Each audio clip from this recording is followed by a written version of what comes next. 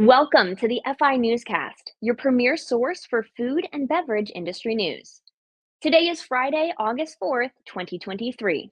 I am 𝗙𝗿𝗂𝗆, and I will be hosting this episode where our special guest is Nona Lim, founder of Nona Lim, a clean label Asian cuisine CPG product line. But before I introduce this week's guest, let's cover some of the top stories from this week so far. We begin with some updates to report in the job sector. The Labor Department recently reported that U.S. job openings fell to the lowest level since April 2021. Total job openings fell to about 9.5 million, reflecting a tight labor market. Layoffs were also on the decline as employers seek to keep the workers they have due to lingering labor strains from the COVID-19 pandemic. ADP's latest employment report showed some more insights into the job market as well. The leisure and hospitality sector continued to drive growth this summer, while high inflation took a bite out of the manufacturing category.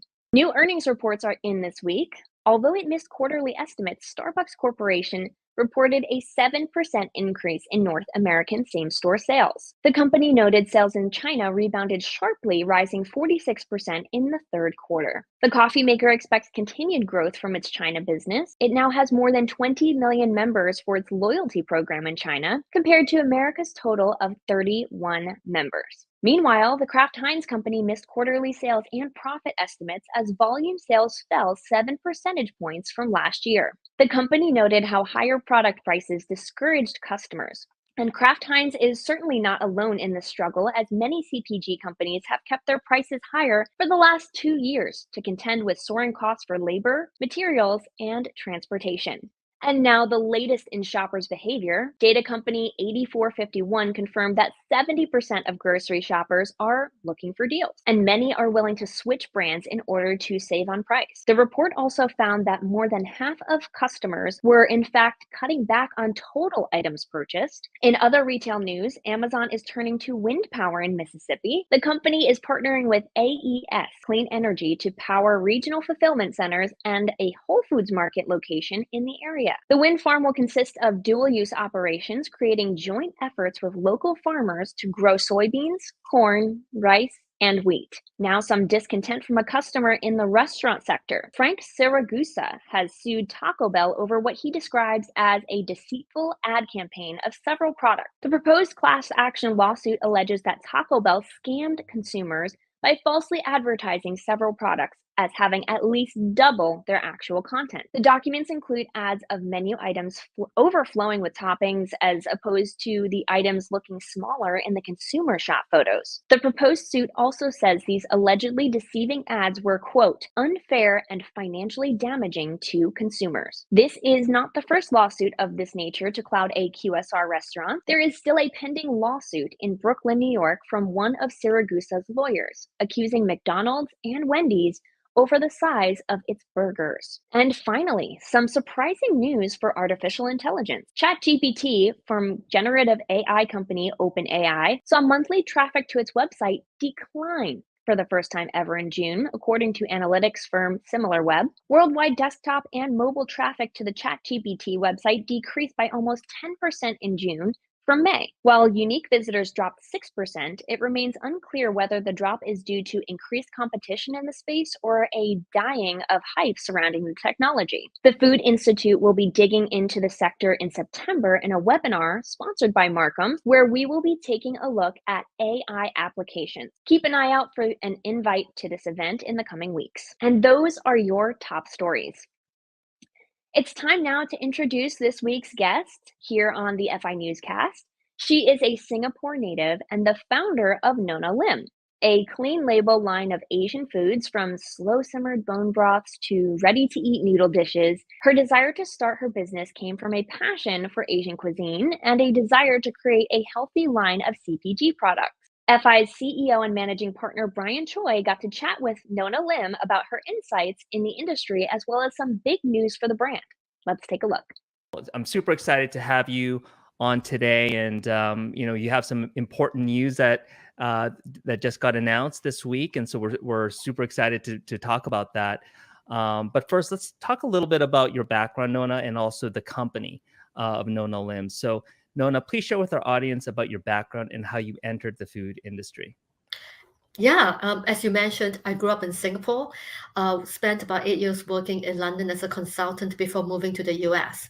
When I first moved to the US, I was also fencing competitively for Singapore, and created the first meal kit delivery business back then, more than a decade ago.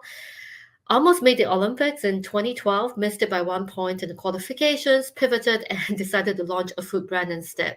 So what I did was I took all of my passion in food, as you know, we're all foodies in Singapore, the flavors that I grew up with, and also the desire to really, eat well, eat clean, to fuel my body, and that convenience to create Nona Lim, the food company. So what I did was I created a fresh Asian brand, and brought fresh ramen to Whole Foods and a lot of other fresh Asian products into the mainstream grocery back then in 2014.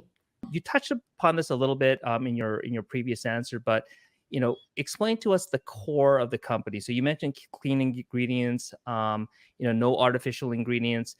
Can you share a little bit about why this type of Asian food is ripe for the market today? No, absolutely, right. So our three core values is the first is all about flavor.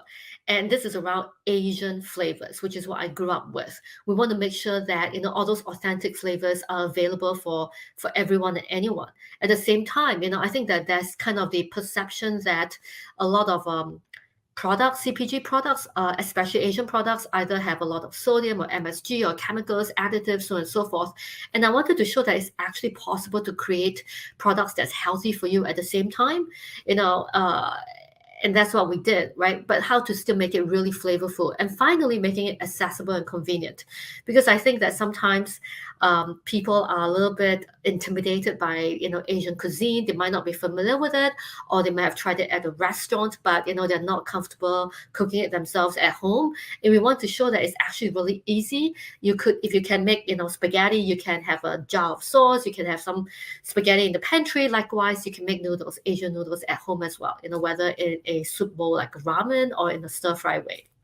Can you go through us some of the key products of Nona Lim and why you started with these types of products for the US market? Absolutely. So when we first launched the business, we started with soups and broths, because in Asian culture, actually drinking broth, even with dinner is very common, or even drinking broth for breakfast. I have here one of my own soup cup for breakfast because it's so convenient. There's organic turmeric bone broth. And so we started with that because we wanted to make it accessible and healthy and on the go at the same time. And then the second range of products that we launched were noodles. And I remember Whole Foods coming to me way back in 2014, saying that, we would really like to expand our Asian offerings, and could you get some Asian noodles for us? And so that was when I launched the ramen noodles that you see on the screen there, and also the very first pasteurized fresh rice noodles, which are gluten-free, non-GMO. That way, you know exactly what you're getting. If you are on a gluten-free diet, you can enjoy them. And our most recent launch, I would say last year, was the stir-fry kits as well. Right, so you have now, instead of having to have pantry of lots of different sauces to make a pad thai noodle, you have just the sauce and the noodles together, or you have a pad see ew. And ours was actually the very first pad see ew kit in the market, because you can't really buy fresh pasteurized pad see ew noodles anywhere in the US right now, and certainly the sauce does not exist as well. So again, rather than having 5, 6 different sauces in your pantry, where you have to measure it out and then maybe use it and not use it very often, and it sits and expires on your pantry, we now make it really convenient to have the sauce and the noodle in a kit, so you can just add your own vegetables, you can add your own protein as you want to, and enjoy those noodles at home. Well, that's great. I know it's incredibly difficult to make pad see ew at home. I've seen the experts make it at the Thai restaurants, and I could say I can never do that. So having a easy to make kit that already has all the ingredients, and that it's fresh and healthy, it's right. It's right for what the American consumer wants. So that's fantastic. So Nona, you've already received many accolades, many awards, since 2014. So maybe walk us through some of the awards that you've won, and also the accolades that the company has won through various competitions. For example, the from the retail side as well. So share with us some of these accolades and what those milestones meant for Nona Lim during its growth trajectory. Absolutely. So I think that some of our early awards included the 𝗙𝗶𝗶𝘆 Awards with the Specialty Food Association. Not sure if you can see at the back, you'll see anyway, some of the statues standing there, they look like all these gold statues. I think that the 𝗙𝗶𝗶𝘆 Awards were really, they really kind of affirmed our commitment to flavor, because a lot of times 𝗙𝗶𝗶𝘆 is very focused on flavor, and having won about 5 different 𝗙𝗶𝗶𝘆 awards, three of them are gold, really showed that American consumers, retailers appreciate the flavor that we bring to the table, right? The flavors that are delicious, and that was really important for us to have that. We've also won a bunch of awards, whether it's Prevention Magazine, Clean Eating. We've been listed on the magazines before as one of the top healthy clean label products, which really again affirmed our second core value, which is about healthy and nutritious, right? Other awards we've won are like 𝗙𝗵𝗄𝐵 Awards of the food service industry. And then besides being a Whole Foods local loan producer recipient, many years ago we also won a couple of awards, whether it's a SBA kind of a Rising Business Award to with SBA, and then most recently the Kroger Award as well, that we won with the Kroger Go Fresh and Local 2 years ago. That was a great affirmation as well. I think what it told the industry is that our products, it's not just us saying that our products are made with quality, but they are affirmed by the industry that it has that level of quality, it has that level of flavor, and that's really helped us when we gain more distribution. I want to take a step back a little bit and talk about the growth and interest in Asian-inspired brands here in the U.S. You're one of the pioneers, right? And as being a pioneer, there are a lot of challenges that and roadblocks to introduce a new type of product to the American consumer. But we've seen all those other startups like Fly by Jing, like Sanzo. What do you attribute this growth in new types of Asian inspired brands, and why is the American consumer wanting these types of brands to come into the marketplace? I think that this is a trend that has been growing for many years, but it's wonderful to see the upswell, I think, in the last 3 or 4 years, right? I think one is obviously travel. People are traveling a lot more. They're getting a lot more exposure to different kinds of Asian cuisine. You have restaurants incorporating a lot more Asian ingredients. You have, other great Asian restaurants out there as well pushing this forward. And of course, then you have all that, travel-inspired shows with Anthony Bourdain years ago and so many others. And then finally, social media, right? So all of those brought together this trend and continue to push it forward. And so it's been very exciting in the last 3-4 years as well to see so many other Asian entrepreneurs stepping in, really, pushing their various experiences and culture forward, because there is an interest, and now there's an opportunity for us to be a lot more successful. I would say that when I first launched the business almost a decade ago, social media wasn't that prevalent then. So really the only way to sell our products was through kind of the shops in the retail environment, but also with the rise of direct to consumer, right? With the pandemic, which really saw a surge in DTC in the last 3 years. All those factors just made it a much more fertile environment for new innovations to thrive. I think consumers as well, being stuck at home a lot, really wanted to experience different things as well, things that they could maybe they experienced when they were traveling. So there is, I think, that desire as well for consumers to really want to have that form of the adventure, to try different things at home. Those are all different factors, I think, that led to the success of many new Asian brands in the last few years. We're going to take a quick break, but we'll have more with Nona Lim when we come back.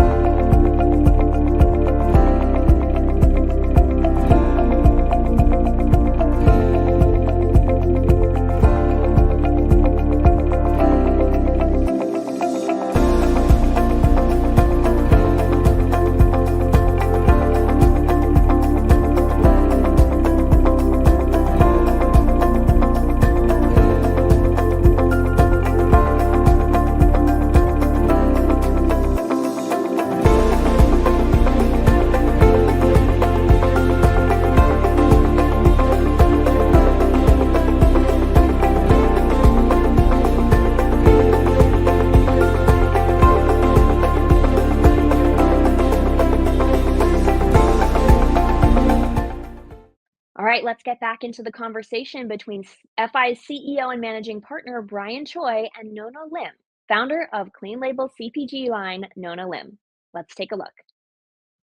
I want to move on to some exciting news, Nona. So, you just announced a major deal. So, love for you to kind of share about this this new news and what it means for the future of Nona Lim. So, please share.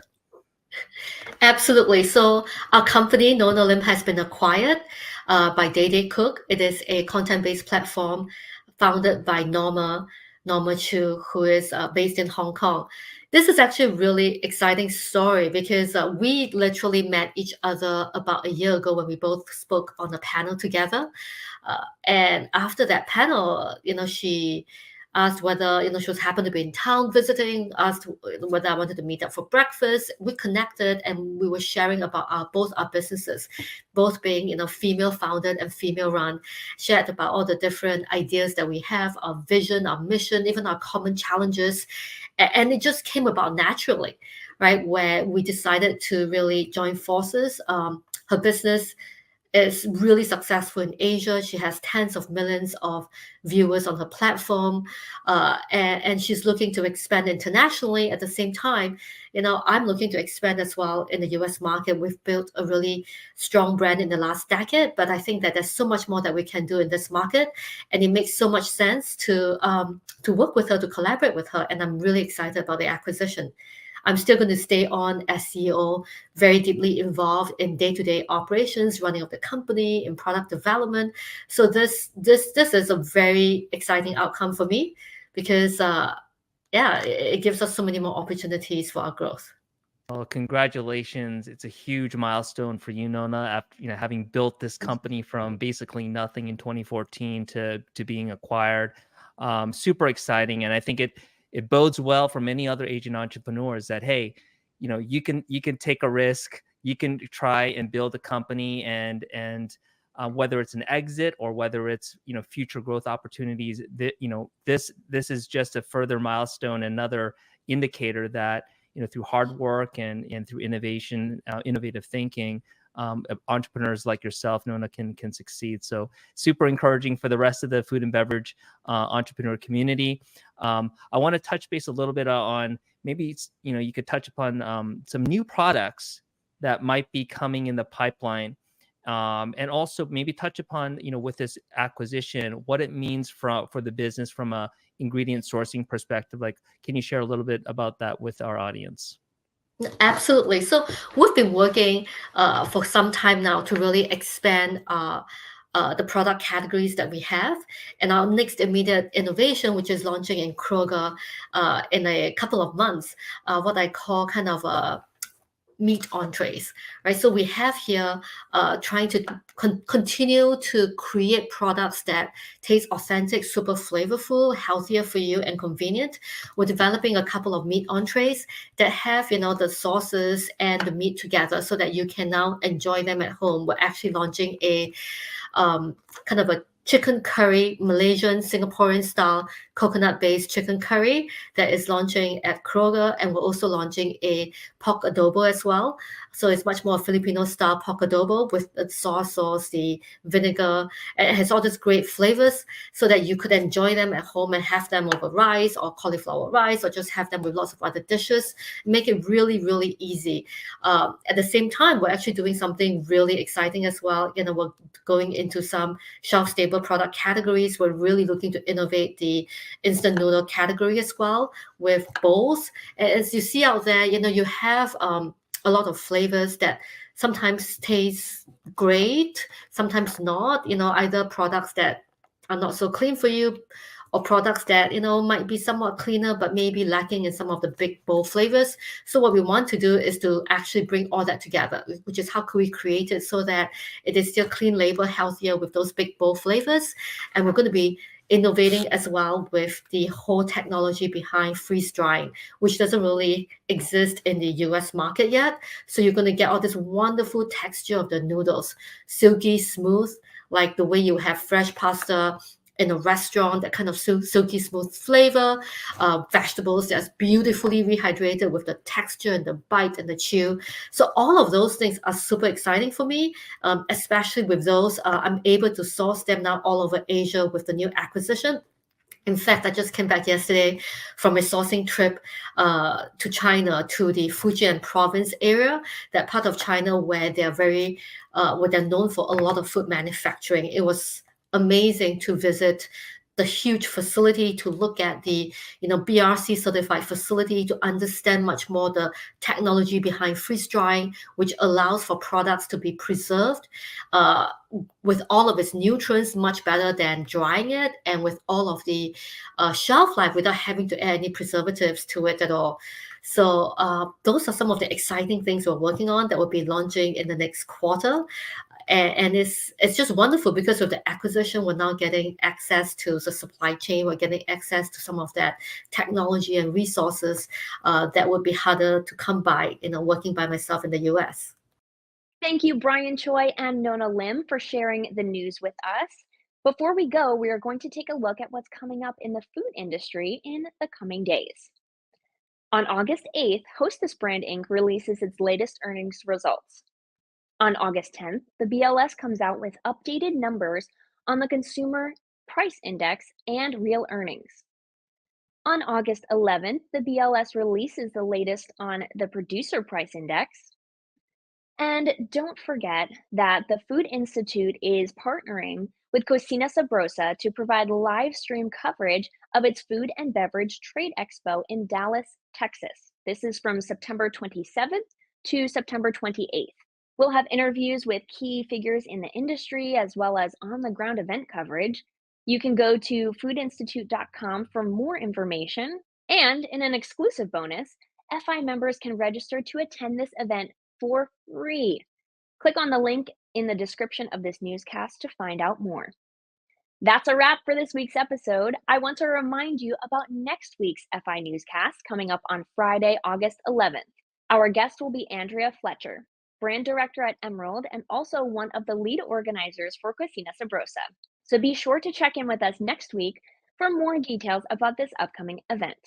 If you enjoyed the show today, please like, comment, share, and subscribe to the Food Institute's social media channel. We appreciate your continued support. From the food and beverage industry's #1 source for data, news, and insights, I'm Brittany Borer. Thank you so much for watching.